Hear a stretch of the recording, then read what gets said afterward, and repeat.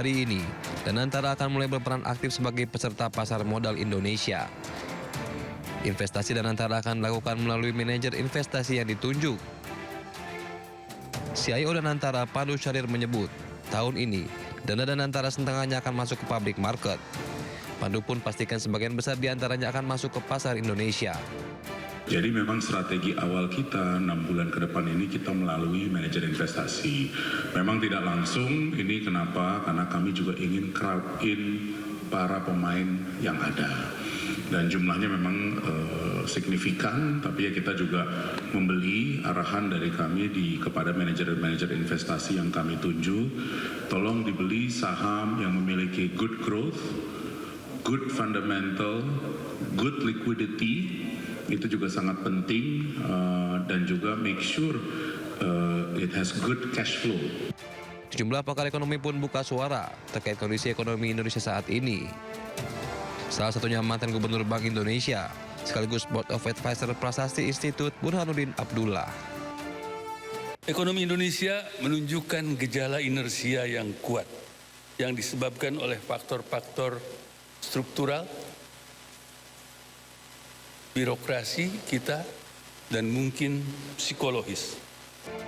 Gejolak IHSG berawal saat pembukaan IHSG pada Rabu, 28 Januari 2026 ambruk. Anjloknya nilai IHSG berlanjut di hari berikutnya. Bahkan, pada Kamis 29 Januari 2026, IHSG dibuka ambruk hingga 8% ke level 7.654. Perdagangan pun sempat dihentikan hingga 2 kali untuk menjaga harga pasar. Ya, pemirsa, gejolak IHSG berawal saat pembukaan IHSG pada hari Rabu 28 Januari 2026 ambruk. Anjloknya nilai IHSG berlanjut di hari berikutnya. Sementara itu pemirsa, hari ini IHSG kembali dibuka melemah 7.922,73 atau turun 4,88%.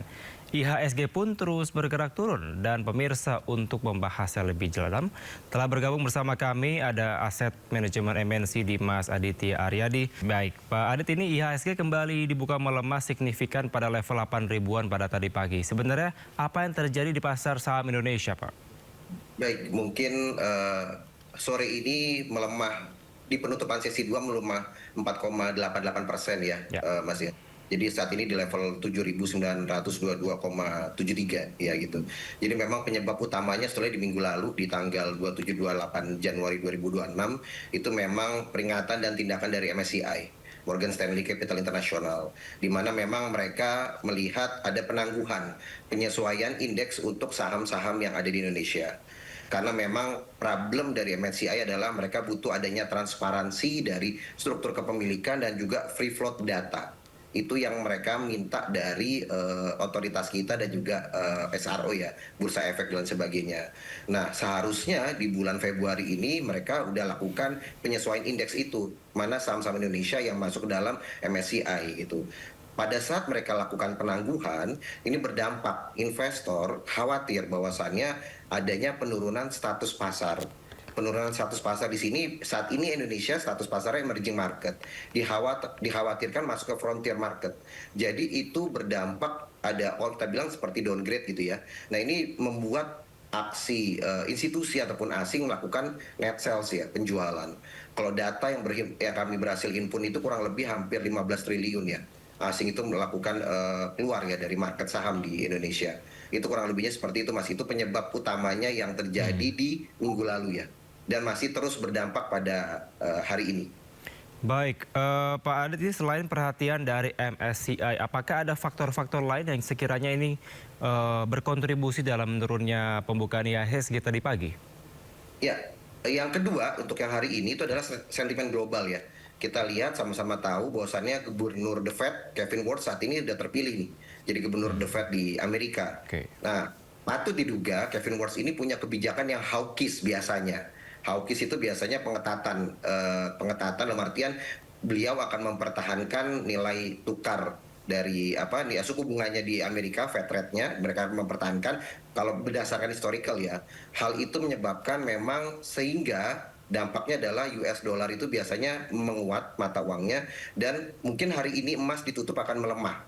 gitu. Oke. Dan di situ asing juga melihat kekhawatiran di Indonesia yang MSCI-nya masih belum jelas. Ya kita doakan lah semoga hari ini yang saya dengar bahwasannya Bu PLT Ketua OJK Bu Fedrika, PLT Dirut BEI Pak Jeffrey dan juga beberapa jajaran sedang bertemu sama MSCI, pulang dari sana menghasilkan sesuatu yang membuat yakin investor bahwasannya MSCI tidak menurunkan marketnya dari emerging ke frontier, dan yang kedua itu yang bisa menguatkan market di hari esok dan hari-hari yang akan datang. Di luar memang penyebabnya tadi Kevin Warsh yang terpilih jadi gubernur The Fed menggantikan Powell, sehingga banyak sekali investor baik ada di emerging market itu yang keluar outflow masuk ke market-market yang ada di Amerika. Gitu Mas. Baik, Pak Adi, tadi Anda sempat menyampaikan terkait dengan adanya PJ Ketua OJK, kira-kira seperti itu ya. Kita akan mendengarkan terlebih dahulu ini Pak Adi dan juga pemirsa informasi mengenai gejolak pasar saham ini membuat sejumlah petinggi otoritas jasa keuangan dan juga Bursa Efek Indonesia mundur. Friederike Widiasari Dewi ditunjuk sebagai pejabat mengganti Dewan Komisioner OJK.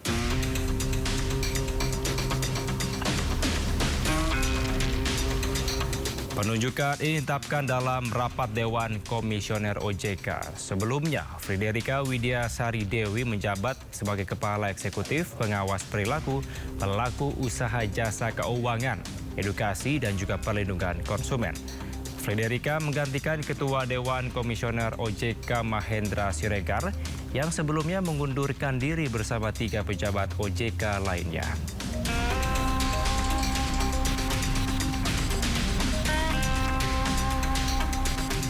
Sementara itu pemirsa, usai terpilih sebagai Direktur Bursa Efek Indonesia, Jeffrey Hendrik menyebut BEI terus melakukan pendalaman pasar untuk menarik minat investor global. Langkah ini dilakukan dengan meningkatkan keterbukaan data dan juga menyesuaikan standar pasar modal Indonesia dengan bursa global. Kedepan, data pemegang saham di bawah 5% juga akan dibuka agar struktur kepemilikan emiten lebih transparan. Langkah tersebut ditargetkan mulai berlaku pada Februari 2026. Kebijakan ini dilakukan untuk memenuhi ekspektasi lembaga indeks global seperti MSCI dan juga FTSE. Selain itu, BI bersama dengan KSEI juga akan memperinci klasifikasi tipe investor. Kategori investor akan dibuat lebih detail sesuai dengan praktik global. Jeffrey menegaskan meski terjadi transisi kepemimpinan, operasional bursa tetap berjalan normal tanpa gangguan. Seluruh langkah ini diharapkan membuat pasar modal Indonesia lebih terbuka, kuat, dan juga menarik bagi investor asing.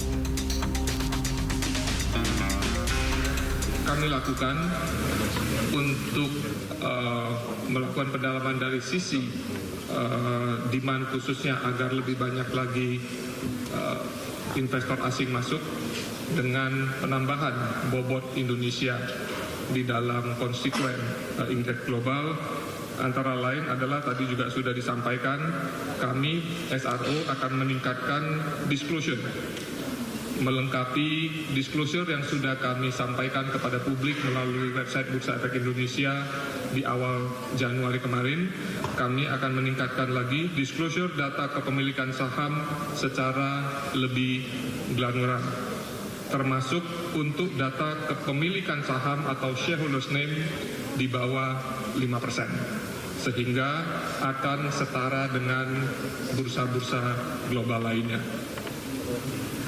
Kami akan melaksanakan ini di awal Februari 2026 ini.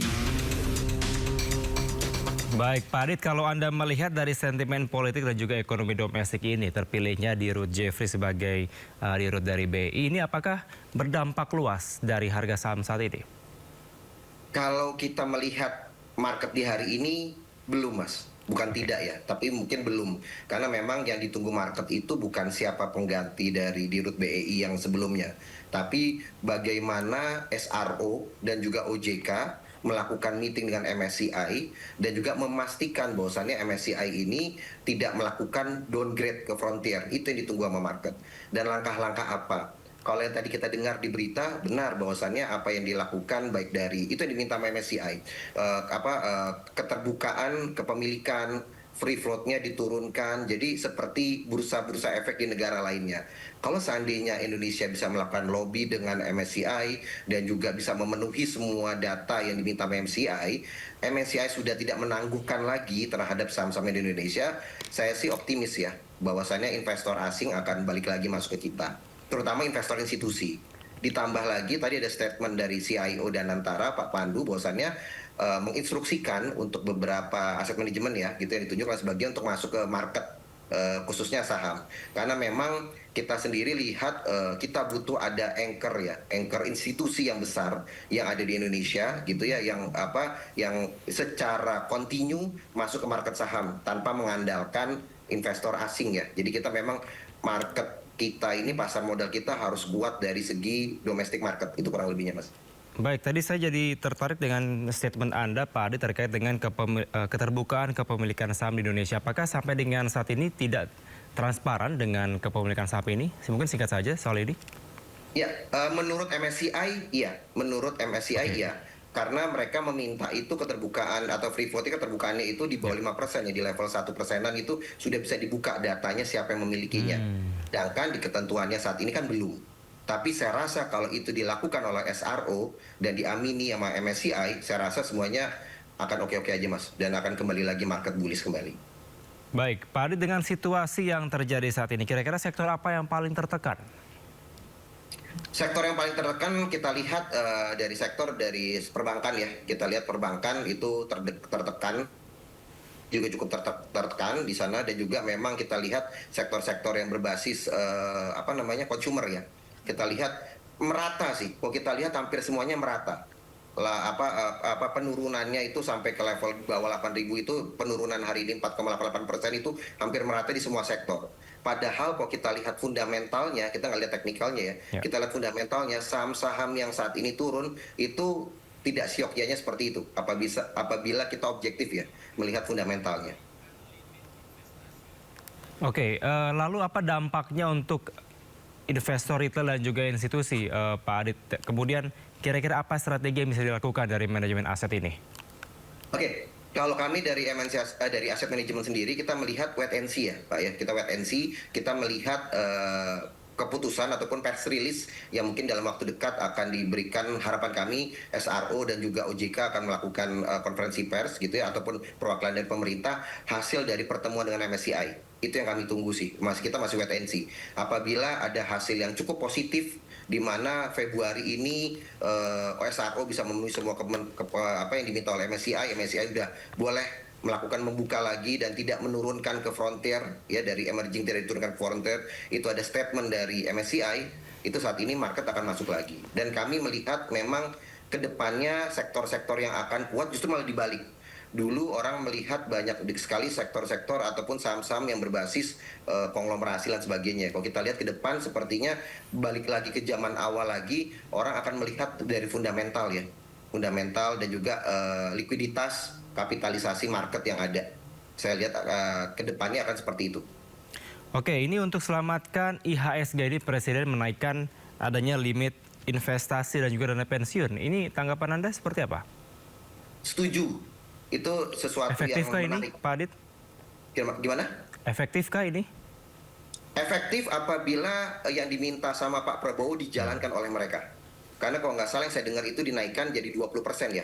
Jadi dana pensiun, asuransi itu boleh melakukan pembelian efek saham dari total dana kelolaan investasinya sebanyak 20%. Apabila instruksi dari Presiden kita itu dijalankan benar-benar, seharusnya itu akan ngebooster untuk IHSG minimal balik lagi ke angka di atas 8.000 Mas. Gitu, karena kita lihat market institusi di capital market khususnya di efek itu punya pengaruh yang besar, kurang lebih 83% ya. Baik Pak Adit, terakhir mungkin apa yang bisa Anda sampaikan agar para investor ini bisa mengantisipasi dalam beberapa minggu ke depan? Oke, yang kita lihat memang yang kita tunggu tinggal pertemuan antara SRO sama MSCI. Itu yang kita tunggu, dan juga statement dari MSCI. Apakah mereka menerima atas apa yang akan dilakukan oleh SRO kita di Indonesia dan juga pemerintah Indonesia, itu kita tunggu. Kalau untuk The Fed sepertinya sudah terpilih, Gubernur The Fed sudah terpilih, jadi kalau secara fundamental keuangan emiten-emiten kita sebetulnya tidak ada masalah. Cuma memang kekhawatiran dari investor global ya khususnya institusi yang khawatir dengan Indonesia ini diturunkan marketnya dari emerging ke frontier aja sih Mas. Jadi menurut saya buat rekan-rekan investor semua, kita wait and see, ya tinggal 1-2 hari ini kita tunggulah keputusan hasil dari pertemuan pemerintah kita yang diwakili oleh SRO dan OJK dengan MSCI. Itu jadi triggernya Mas. Baik, terima kasih atas insight Anda, Aset Manajemen MNC.